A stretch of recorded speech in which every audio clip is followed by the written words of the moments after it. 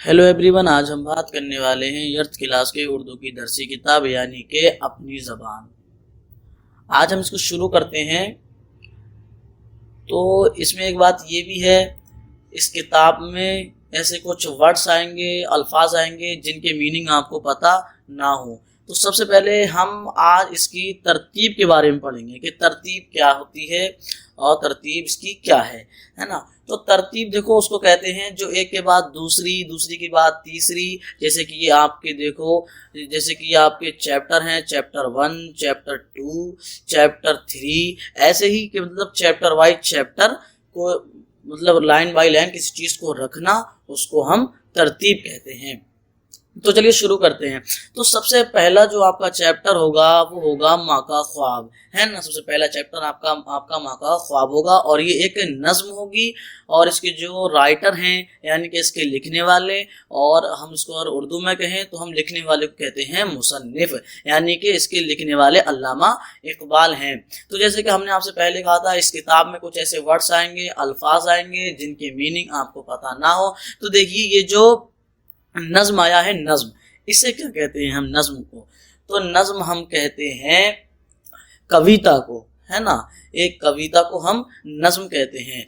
तो चलिए, और जो आपका दूसरा चैप्टर होगा वो होगा एक मज़ेदार कहानी, एक मज़ेदार कहानी है। और इसके जो राइटर हैं, इसके लिखने वाले हैं, वो है मिर्ज़ा फ़रहतुल्लाह बेग। अब ये कहानी किसे कहते हैं हम? तो कहानी एक स्टोरी होती है जिसकी मतलब एक किसी चीज़ की स्टोरी बताना, उसको हम कहानी कहते हैं। और जो आपका तीसरा चैप्टर होगा वो होगा ना हुई करौली। और ये इसके जो लिखने वाले हैं वो हैं रतन नाथ सरशार इसके लिखने वाले हैं। और जो आपका चौथा चैप्टर होगा वो होगा लो फिर बसंत आई। ये भी नज्म है यानी कि कविता है और इसके लिखने वाले हफीज जालंधरी हैं। इसके जो राइटर हैं वो हैं हफीज जालंधरी। और जो आपका पांचवा चैप्टर होगा इस किताब में वो होगा हाकी और हाकी का जादूगर। इसके राइटर इदारा हैं। और आप ये देखें, इसके राइटर इदारा हैं। और इसके जो छठा चैप्टर होगा वो होगा आपका गुले अब्बास। इसका जो छठा चैप्टर है यानी कि ये वाला, वो होगा गुले अब्बास। और ये एक कहानी होगी यानी कि एक स्टोरी होगी और इसको लिखा है गुलाम अब्बास ने, है ना। गुले अब्बास ये चैप्टर है आपका, कहानी है, और इसके लिखने वाले गुलाम अब्बास हैं। और आपका सातवां चैप्टर जो है वो है दिवाली के दीप जले, यानी ये भी नज्म है यानी कि ये भी एक कविता है और इसके लिखने वाले हैं रघुपति साय फिराक गोरखपुरी। रघुपति साय फिराक गोरखपुरी, ये भी एक कविता है। और आठवां जो आपका चैप्टर होगा वो होगा चाचा कबाबी दिल्ली वाले, और ये इंशाइया है और इसके राइटर मुल्ला वाहदी हैं। तो आप इसमें थोड़ा ध्यान दें, ये जो इंशाइया है ये क्या है इंशाइया? तो इंशाइया देखो हम कहते हैं इसके दो पहलू होते हैं, एक तो जुमला इंशाइया और एक जुमला खबरिया। ये जुमला इंशाइया है। जुमला खबरिया उसको कहते हैं जिसके कहने वाले को झूठा या सच्चा कहा जा सके, और जुमला इंशाइया उसे कहते हैं जिसके कहने वाले को झूठा सच्चा ना कहा जा सके। तो ये जुमला इंशाइया है, इसके बारे में झूठा सच्चा नहीं कहा जा सकता। तो ये इंशाइया कहते हैं जिसके कहने वाले को झूठा या सच्चा ना कहा जा सके। और आपका नवा जो चैप्टर होगा वो होगा कुंदन लाल सहगल, और ये इसके राइटर जो होंगे, लिखने वाले शरदत्त हैं। और आपका 10वां जो चैप्टर होगा वो होगा शबनम। ये भी एक कविता है, नज्म है, इसके लिखने वाले होंगे रोश सिद्दीकी इसके लिखने वाले हैं। ये एक कविता है। और आपका जो 11वां चैप्टर है वो है इब्ने इंशा जर्मनी में। ये एक सफरनामा होगा और इसके राइटर भी इब्ने इंशा हैं।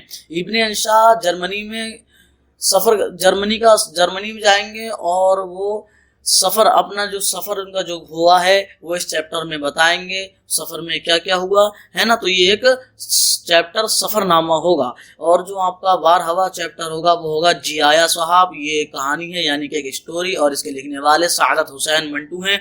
सआदत हसन मिंटू हैं।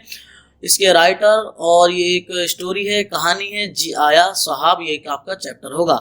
13वां चैप्टर होगा ख्वाब आज़ादी, ये भी एक कविता है, इसके लिखने वाले हैं शौकत थानवी और इसके राइटर शौकत थानवी हैं और ये नज्म एक कविता है और ये आपका 13वां चैप्टर होगा आज़ादी का ख्वाब। और ये जो आपका 14वां चैप्टर है हजरत महल, ये इसके राइटर हैं मिर्ज़ा कौकब कद्र, मिर्ज़ा कौकब कद्र इसके एक राइटर हैं और ये आपका 14वां चैप्टर होगा।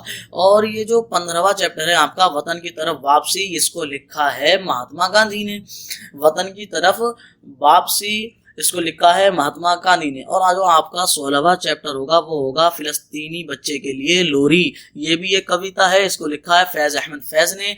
फिलिस्तीनी यानी एक फिलिस्तीनी बच्चा होगा, उसके लिए एक लोरी होगी, है ना, ये भी एक नज्म है यानी कि कविता है, ठीक है। और आप देखें अपना 17वां चैप्टर वो होगा रफ़ी अहमद कदवाई, रफ़ी अहमद कदवाई अब्दुल माजिद दरियावादी ने इसको लिखा है।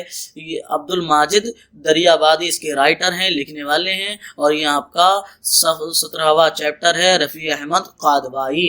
और जो आपका 18वां चैप्टर होगा वो होगा क़राअतुल ऐन हैदर, इसको भी इदारा ने लिखा है जो कि पहले गुजरा। और 19वां जो चैप्टर होगा वो होगा ये है मेरा हिंदुस्तान, ये एक गीत होगा। अब ये जो गीत है ये तो हिंदी में है, अगर हम इसको उर्दू में लेके जाएं तो हम इसको कहेंगे नगमा, है ना। इसके लिखने वाले ज़ुबैर रज़वी हैं, ज़ुबैर रज़वी इसके राइटर हैं और ये एक गीत है, इसको अगर हम उर्दू में कहें तो ये होगा एक नगमा। और ये आपका 19वां चैप्टर है ये है मेरा हिंदुस्तान। और ये जो 20वां चैप्टर है बच्चे, ये भी इंशाइया है, जैसे कि मैंने पहले बताया इंशाइया उसको कहते हैं जिसके बारे में झूठा सच्चा ना कहा जा सके, है ना। और ये इसके लिखने वाले हैं पतरस बुखारी, पतरस बुखारी ने इसको लिखा है और ये इंशाइया है। और आपका जो 21वां चैप्टर होगा वो होगा लालच, ये कहानी होगी यानी कि एक स्टोरी होगी, है ना। और ये इसके राइटर होंगे राम आसरा राज इसके राइटर हैं और ये आपका 21वां चैप्टर है लालच। और जो आपका सबसे लास्ट चैप्टर होगा वो होगा मेहमान, ये एक ड्रामा होगा, ड्रामा आप जानते हैं ऐसे कोई पिक्चर वगैरह, इसको मतलब पिक्चर वगैरह जो होती है वो सब एक ड्रामा होता है ना।